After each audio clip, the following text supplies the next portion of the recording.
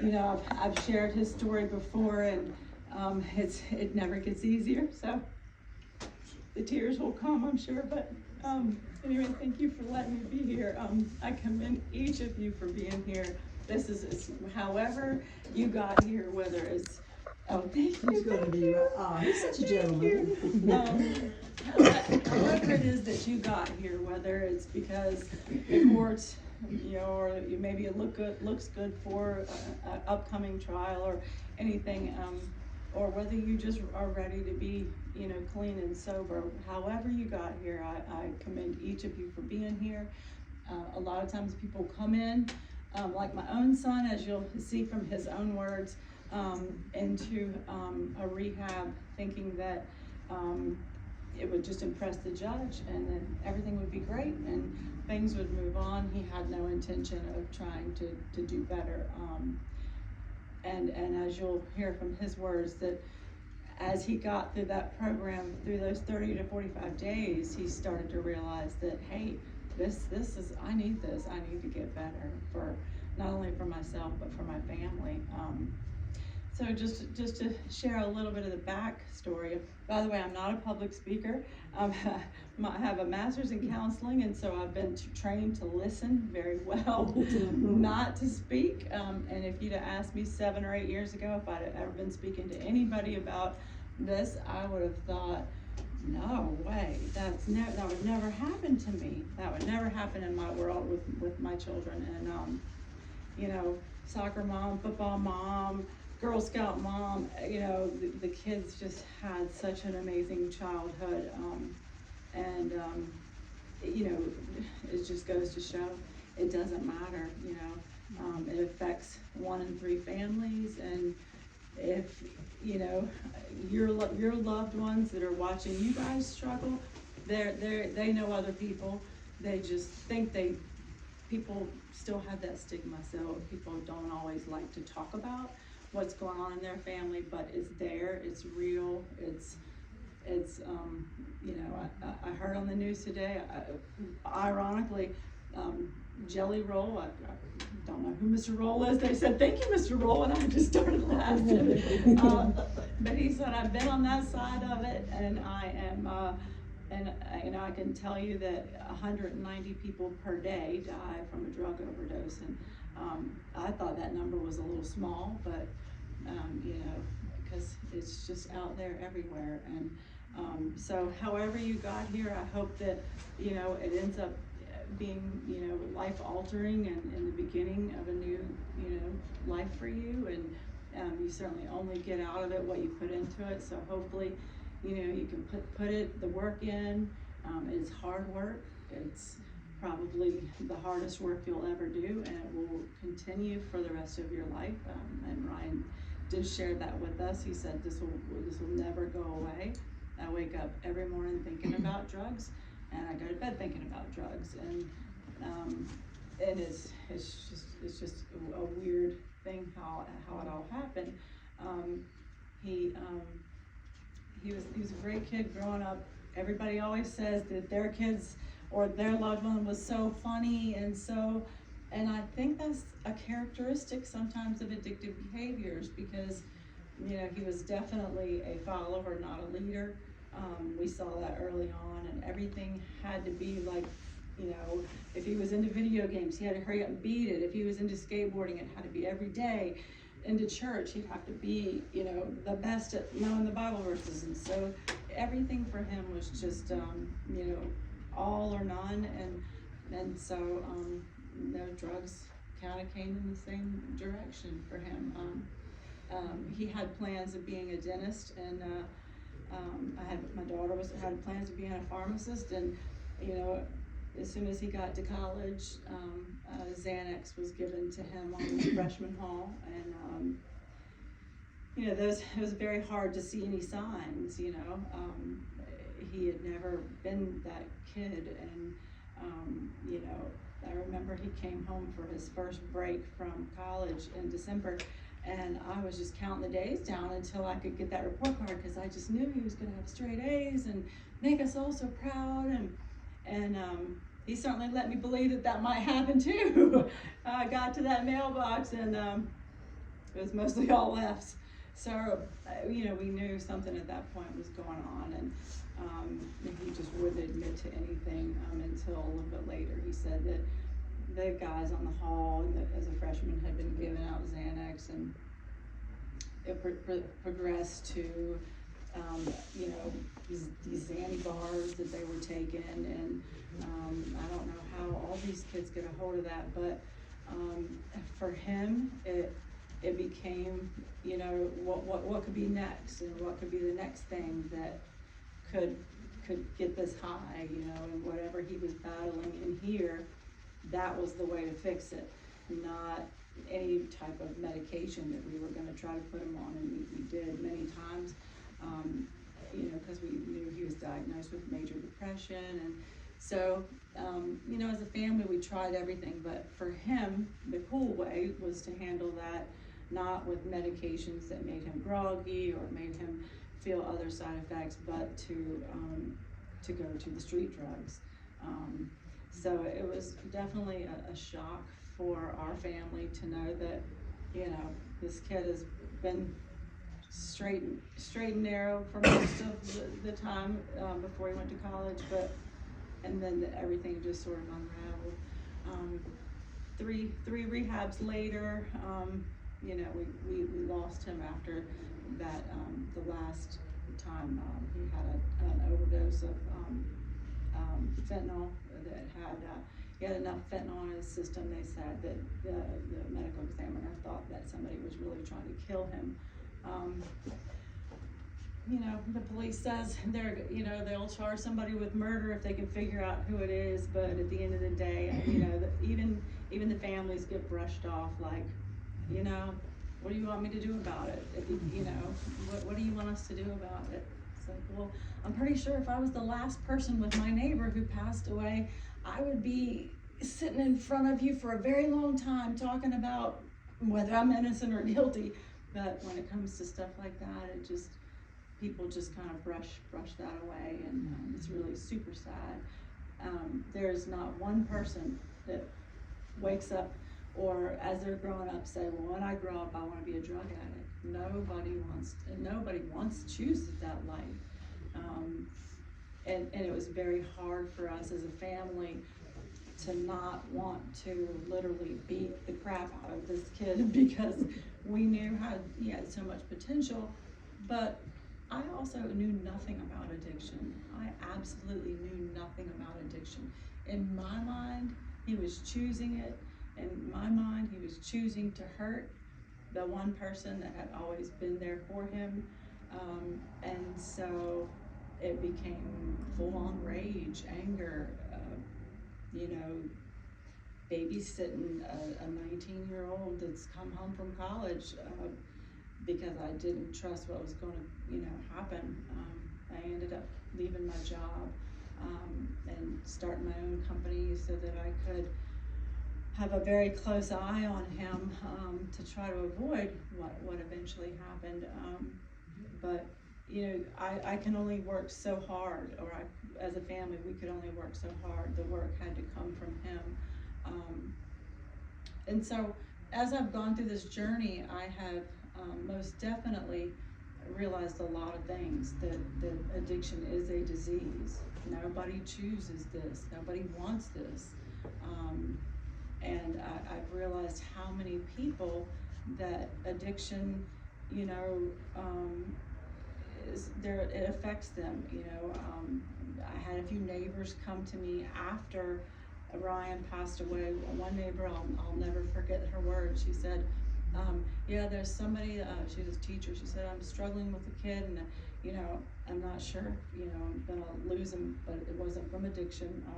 It was just somebody that was dealing with depression. And she said, and I know you've lost your son. And she said, but yours was different because he was an addict. And I was just like, oh, so that makes mine less significant, I suppose. And there's so much education that needs to go on for people to understand. You didn't choose this. You didn't choose this life. You came into this world just like everybody else with goals and aspirations, and this just happened to fall into that. And I'm here to tell you that, you know, God gives us an opportunity, hopefully, to wake up the next day and make it be different. This does not have to be your life. You know, you can make that decision. It's tough, it's hard, and I watched my own child struggle through it, and I've watched people since struggle through, and it's not easy. The road ahead of you is not easy, but you've made the first step by being here, and I always thought that I would be the type of person once I started really, and unfortunately Ryan never saw the compassionate side of me. You know, in the beginning, like, Mom, I got a DUI or whatever, it's like the helicopter mom, don't worry, you know, everybody has little rough patches in college, we'll fix it, it's all will be fixed. You know, you hire Lord and you fix this, and you know, and always trying to swoop in and save, and you know, but at the point that, you know, 2 or 3 rehabs into it, the rage was so strong there, I literally just said, I just don't even want you to call me anymore, I don't want to have anything to do with you anymore, you're killing your family. And I just did not understand that this was not a choice of his. It's a disease that luckily there's places like Faith Recovery that, you know, that you can go to and have the amazing support that you have. And I pray for each of you, and I pray that if your families are going through what we did, as far as the rage and the anger, you know, I would love to talk to them, you know, because you're not doing this to purposely hurt anybody. You're doing this because somehow that addiction came into your world, and you whatever used it for a crutch, and then it just becomes an ongoing thing that, you know, you've used that as a coping mechanism. I wish he could have seen a more compassionate side of me, and I wish I had understood that at the time that we were going through this, but I didn't. So the minute we gave him that tough love, like, don't call me, I don't want to hear from you anymore, you have to be out there and figure this out on your own, and that's when he did not make it, because I think in his world he knew he would always have me. You know, there's 2 people in the world that know what the inside of my heartbeat sounds like, and he was one of them. And, you know, nothing like your mother, nobody loves you like your mom, but he felt such a tremendous amount of remorse and thought that the relationship would never get back on track, and because of that, I think he got a little bit more reckless and just didn't care at that point. I was lucky enough and fortunate enough, every time I've told stories of Ryan, I've either gone back to his eulogy, because I did eulogize him. I felt like that there was nobody on the planet that knew my son like I did. He had the same pastor since he was born, but I still feel like nobody knew him like me, and it would be a disservice for him, for somebody that, you know, he had kind of grown apart from, to stand up there and talk about Ryan. I can talk about Ryan. So I did, and I've used that occasionally to try to tell his story, because it was such a profound story that I put together for his eulogy. And then a couple years later, when I was going through some of his things, I was fortunate enough to find his own words that when he was in rehab, that he wrote, and it was such a gift to us, because we felt responsible for his death. I'll try to get through it the best I can. My name is Ryan Taylor. I was born in Newport News, Virginia, and I'm now 21 years old. I have one sister who is 3 years older than myself. My parents have fought because of my father's drinking, and they have fought a lot in our life, and my sister in his life, and that's a tough one, because you know, his dad was a strong disciplinarian, and almost to the point of being a little bit abusive to Ryan, because Ryan didn't follow what rules he wanted. So I did have to divorce his dad because of that. But as I'll read on, it says, I was in middle school, and this would be the first time that I tried weed. After that, I had alcohol. Overall, though, I did very well in high school through all of this. I went to Radford University at the time to be a dentist. I had big aspirations. And some of this is hard to read. This is where things went downhill for me, though. The party life really began to take a hold of me. I started using Xanax and Molly most every weekend. Then it progressed to using opioids and occasionally cocaine. All of this partying led to a lot of legal trouble. I got 6 charges at Radford related to drugs and alcohol. My mom said that this was my last chance. After this, I tried to do better. I tried really, really hard, but I didn't get, some of it's hard to read, I didn't get through it. My mom gave up on me and decided to pull me out of college. I got home and things just got worse. I moved to Richmond with a friend from high school, and that's where I was introduced to heroin. I started shooting heroin daily. This went on for over a year. I went to Galax Rehab for a 30-day program. They kept me for 30 days, and I continued to do the same thing after I got out in Richmond. September of this year, I decided to get a bag of dope and drive it from Richmond all the way to a friend's house in Newport News. This is about an hour drive. I took a Xanax and shot some dope and went on my way. This is the last thing I remember. I was pulling out of my friend's driveway. I ended up wrecking my car, and I woke up in jail. When I woke up in jail, I had no idea what I had even done.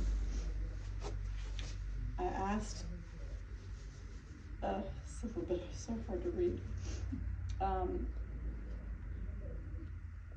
I didn't realize myself at all why I was there. I had no recollection of anything. Then he goes on to say he was afraid when he found out that he was gonna hit a family. He said, I could have easily hit a pedestrian or a family. I stayed locked up in regional jail in Suffolk until November 10th. I finally got a bond hearing, and I will tell you that he went to jail, and he was told his family could get him out for $25. And at that time, being you're gonna start taking some consequences. I'm not gonna be the helicopter mom anymore. You're gonna stay there. And he said, I'm staying in jail. And he said, I didn't hurt anything but my car, and they say I can leave once you come and pay a measly amount of money. And we decided to leave him there. Didn't realize at the time that either that people get more drugs sometimes in jail than out, and you know, that hard, very hard to hear when he got out that he was still using in there. I don't know how that works, but he said the judge looked me in the eyes at my bond hearing and said that you were going to go to a program. You come back before you come back. So my next court date is January the 27th. When I first got here to Galax, I really was just looking for the certificate. But after about a week in, my whole mindset changed. I started praying a lot more, and I came to realize that if I really tried, I could do it this time. Drugs had ruined my relationship with my family and my friends. It has ruined my freedom. It has ruined my right to drive my car. But most importantly, it has taken away my whole life.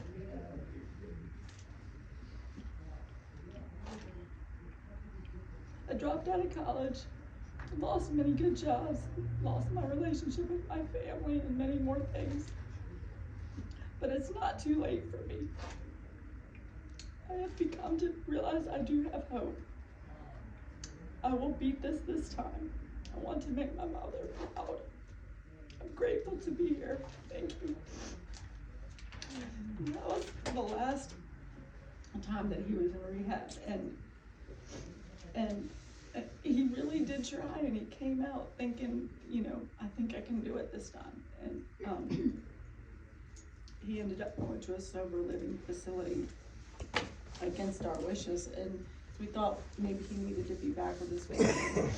And it was sort of a free-for-all, and no rules, and a bunch of other guys that were just sort of like, hey, buy us drugs or go get us drugs and we'll knock off rent, and you know, it just didn't. He stayed there 3 weeks before he died. So, you know, it's been a tough road. What you guys are going through is not easy, but you always have today to make a better day. You always have tomorrow, hopefully, God willing, to wake up and make a different choice for your life.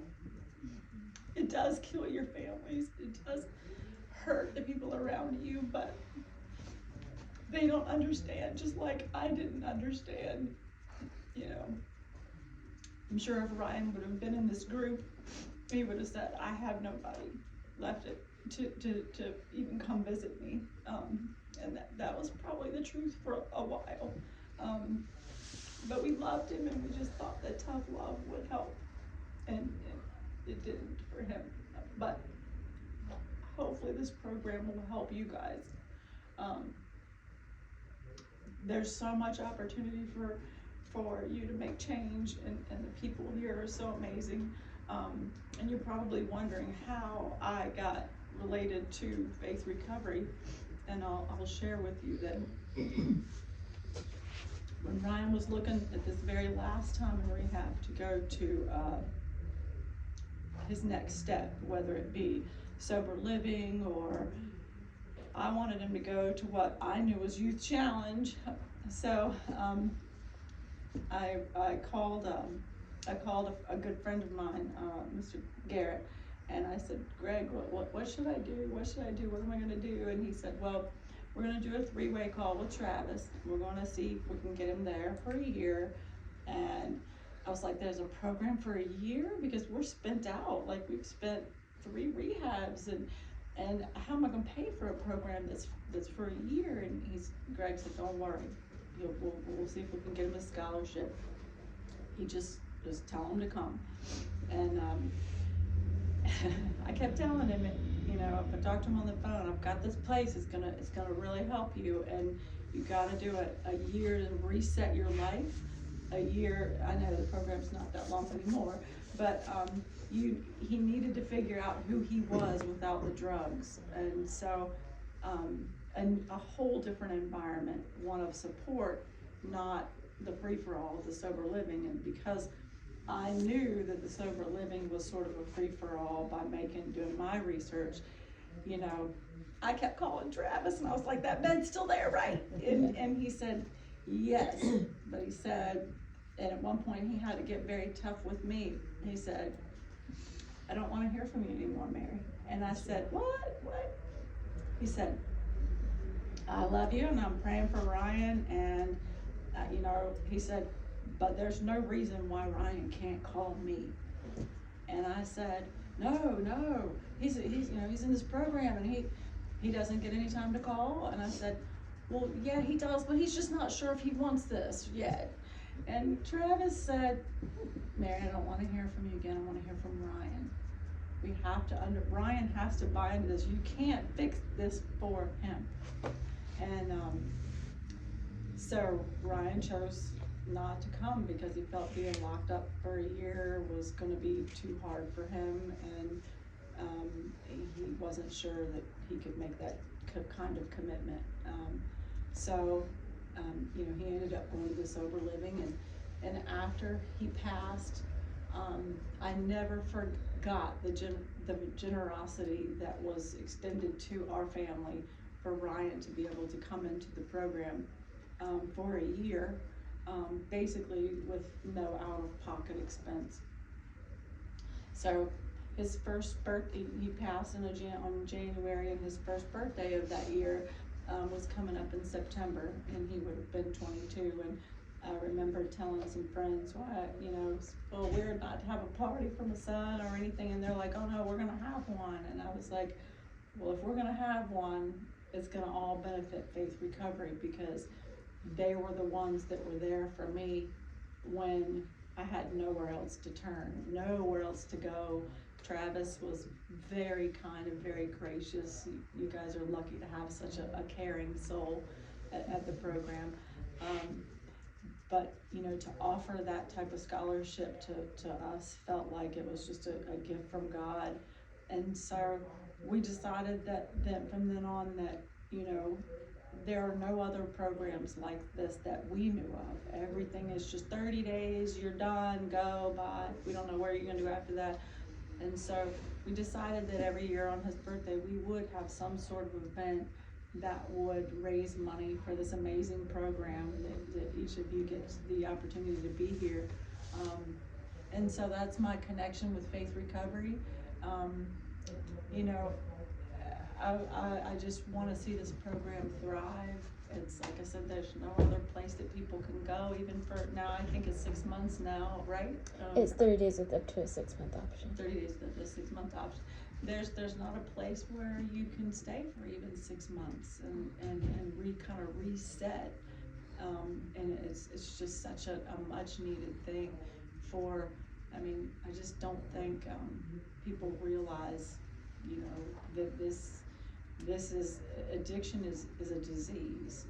It is classified as a disease in the DSM-5, which is the diagnostic manual that counselors and psychiatrists all use. It is in that book, and I'm a certified counselor myself, and I didn't even realize that. I must have just skipped right past that section, because I had no idea that addiction was truly a disease. So what have I learned from all this? I wrote down a few things, and I think I left them in the car. I know I did. But I have definitely learned that it is a disease that you did not choose. I have learned that it can be turned around. I have seen others be successful, even from heroin addiction, which I hear is the worst. Once you start down that road, Ryan told me one time, he said it's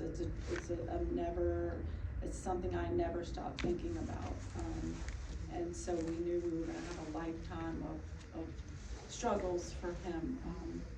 But you can turn it around. I've seen it since. I've seen many people come out of doors that are, renewed and restored, and is it a struggle for the rest of your life? Maybe, depending on what your drug is, or what is your support system. But I've also learned that you have to still let your loved ones know that you love them, because tough love is supposed to be tough love, not tough get out of my life love. But that anger was just so strong. I had no other way to deal with it. Raised this little sweet kid, he listens to everything you say, and then all of a sudden I have no control over this big huge beast that's hanging over us, that so I just thought, I'm just gonna tell him, you're not gonna do this anymore, or I'm not gonna have anything to do with you. So be patient with your families, understand that they don't understand, encourage them to get some sort of help as well, to help you all guide through this. I have realized that if I had gotten help at the time and didn't think I knew everything that I knew to do, if I'd have gotten help, I think things might have been better. if not for Ryan, if his legacy was to pass at 21, and, you know, our family help other people through him. I know I've told Mandy a million times, is he always said, somehow I'm gonna beat this, and my story will help others. Well, he didn't beat it, but hopefully his story and, you know, his legacy will continue through our works at Faith Recovery, and hopefully someday, you know, there'll be an opportunity for me to get in front of families to help them to understand as well. And I wish I had that support at the time. So I've learned a whole lot, and I hope you guys learn a lot through being here, and take advantage of every single ounce of what you can get from here. Tomorrow is a new day. Today is a new day. I told Ryan one time, he said, Mom, I just will never get past like how bad I've hurt you and disappointed you. And I said, Ryan, the rear view mirror in your car is little for a reason, because you can't go back. So look in that rear view mirror occasionally to see where you've come from, but the front window is where you need to focus. That's the large picture. Stop looking in the rear view mirror. We'll move past this as a family. And I encourage each one of you to do the same. Don't look in the rear view mirror. It's occasionally good to just look at it to see how far you've come, but don't focus on it. You know, we all make mistakes in life. We all do things sometimes that hurt our families, and just remind your families how much you love them. And if you ever get an opportunity to write down something for them like this to us was a huge gift when I found this. So that's our story, and I will continue to bless Faith Recovery as much as we can. Thank you, Mary. Thank you guys for letting me be here, and I will keep each one of you in my prayers. And I know you can do it. I know you can do it. It's just tough work.